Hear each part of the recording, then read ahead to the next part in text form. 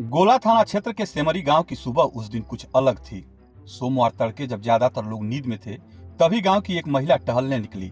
नाम था गीता तिवारी। गीता तिवारी जब मां जम्बूद्वीप भगवती मंदिर के पास पहुंची तो उन्होंने देखा कि मंदिर परिसर में एक बुजुर्ग व्यक्ति बैठे हैं। कपड़े अस्त व्यस्त थे, चेहरे पर थकान साफ झलक रही थी और ठंड से कांपते हुए वो किसी गहरी उलझन में नजर आ रहे थे। गीता तिवारी तुरंत घर लौटी, अपने पति कृष्णानंद तिवारी को बुलाया। दोनों ने मिलकर उस बुजुर्ग को अपने घर लाया। वहां उन्हें स्वेटर पहनाया, गर्मा गर्म खाना दिया और कुछ देर में उनकी हालत में सुधार आने लगा।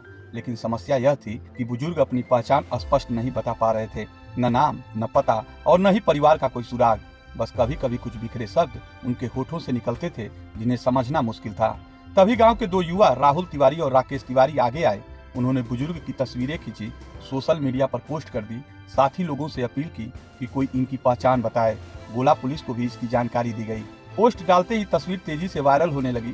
कुछ ही मिनटों में सैकड़ों लोगों ने उसे साझा कर दिया। हर कोई चाहता था कि इस बुजुर्ग को उसका घर मिल जाए। इसी बीच एक कॉल आया। फोन करने वाले व्यक्ति ने बताया कि मैं राम मिलन बोल रहा हूँ, उरुआ थाना क्षेत्र के कुरावल गाँव से। तस्वीर में दिख रहे बुजुर्ग मेरे पिता त्रिलोकी हैं। राम मिलन ने बताया कि उनके पिता 2 दिन पहले घर से अचानक लापता हो गए थे। उनकी मानसिक स्थिति भी ठीक नहीं रहती और परिवार लगातार उनकी तलाश में लगा था। यह खबर सुनते ही गांव में मौजूद लोगों ने राहत की सांस ली। जानकारी तुरंत पुलिस तक पहुंची। वीआईपी ड्यूटी पर तैनात कांस्टेबल राम बाबू ने भी इस बात की पुष्टि की कि बुजुर्ग का नाम त्रिलोकी है और वह कुरावल गांव के निवासी हैं। करीब 1 घंटे के अंदर ही सेमरी गांव में पिता पुत्र का मिलन हो गया।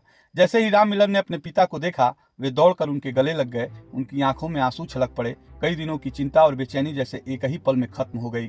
वो बार बार अपने पिता का चेहरा सालाते हुए कहते रहे, हमने 2 दिन से हर जगह तलाश की, हर थाने में गए, लेकिन कोई पता नहीं चला। आज सोशल मीडिया ने हमें फिर से मिला दिया। वहाँ मौजूद ग्रामीण भी इस दृश्य को देखकर भावुक हो उठे।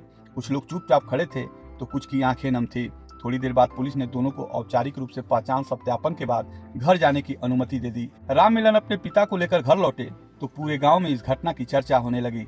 लोग कह रहे थे कि देखो, अगर इंसानियत और तकनीक का साथ आ जाए तो कोई भी राह भटके हुए को घर तक पहुंचाया जा सकता है। सेमरी गांव का यह एक छोटा सा पल लेकिन बहुत बड़ा उदाहरण बन गया।